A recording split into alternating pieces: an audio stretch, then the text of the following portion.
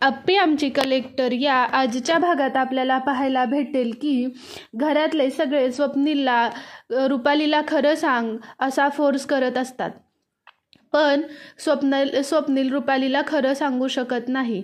अप्पी विचारते, भाऊजी तुम्ही रुपाली ताईंना खरं सांगितलं का? त्यावर स्वप्नील बोलतो, अगं मी तिला नाही खरं सांगू शकलो. तेव्हा अप्पी विचारते का, काय झालं? त्यावर स्वप्नील म्हणतो की अगं तिला काहीच आठवत नाहीये. मी तिला फक्त विचारलं, रुपालीला फक्त एकच प्रश्न विचारला की आपल्या बाळाचा जन्म कधी आणि कसा झाला. त्यावर रुपालीला पॅनिक अटॅक आला. तिला फक्त ह्या प्रश्नानेच घाम सुटला आणि तिला काही सुद्धा सुचायचं बंद झालं. ती चिडून मला बोलली, अहो मला कसं आठवत नाहीये माझ्या बाळाचा जन्म कधी झाला, मला का आठवत नाहीये.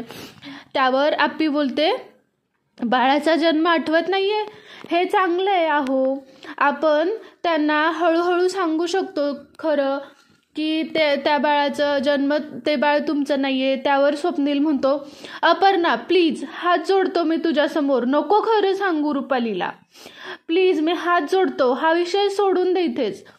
तेवढ्यात रुपाली येते आणि म्हणते, अहो तुम्ही का तिच्यासमोर हात जोडताय. त्यावर स्वप्नील म्हणतो, अगं काही नाही ग, कामावर निघालेलो, कामावर जायला उशीर होतो हे सांगत होतो.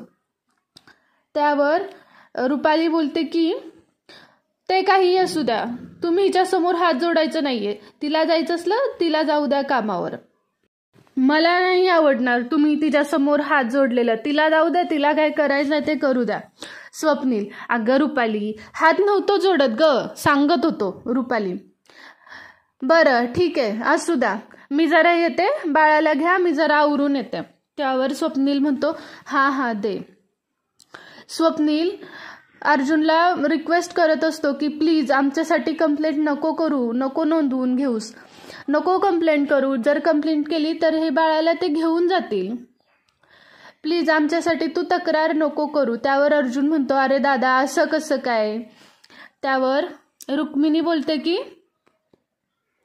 कंप्लेंट केल्यावर बाळाला घेऊन जातील म्हणजे नक्की कुठं घेऊन जातील आणि कुठं ठेवतील. त्यावर मनी बोलते, कुठं घेऊन जातील म्हणजे तक्रार घेतल्यावर नेतील बाळाला आणि ठेवतील कुठल्या तरी ऑफिसात त्यांच्या, नाहीतर ठेवतील एखाद्या आश्रमात. तेव्हा अर्जुन बोलतो, अहो असं काही नाहीये, अप्पी पण सगळ्यांना समजवायचा प्रयत्न करते. त्यावर स्वप्नील रिक्वेस्ट करतो आणि बोलतो, बघ ह्या बाळाला हातात घे तू, बघ कसं वाटतंय. नंतर स्वप्नीलकडून अर्जुन ते बाळ हातात घेतो आणि अर्जुन ते बाळ हातात घेतल्यावर तो खूप इमोशनल होतो आणि त्याला सगळं अप्पीचा अर्जुनचं आधीचं आठवायला लागतं, त्यांचं बोलणं. तेव्हा अप्पीनं त्याला प्रॉमिस केलेलं असतं की जेव्हा पण आपलं बाळ होईल तेव्हा सगळ्यात आधी तू हातात घेशील. हे सगळं अर्जुनला आठवायला लागतं आणि त्याच्या डोळ्यात पाणी येतं. हे सगळं बघून अप्पीला कळतं की ह्याला आता आपल्या बाळ असल्याचं आठवायला लागतंय. त्यावर अर्जुनला असं वाटतं की ते बाळ सुद्धा आपलंच आहे. यावर घरातले सगळे फक्त अर्जुनच्या तोंडाकडेच बघत राहतात. अर्जुनला सुद्धा असंच वाटतंय की आता ते बाळ फक्त आपल्याच घरातलं आहे आणि ते त्याचंच आहे. तो आता लवकरच आता सत्याचा छडा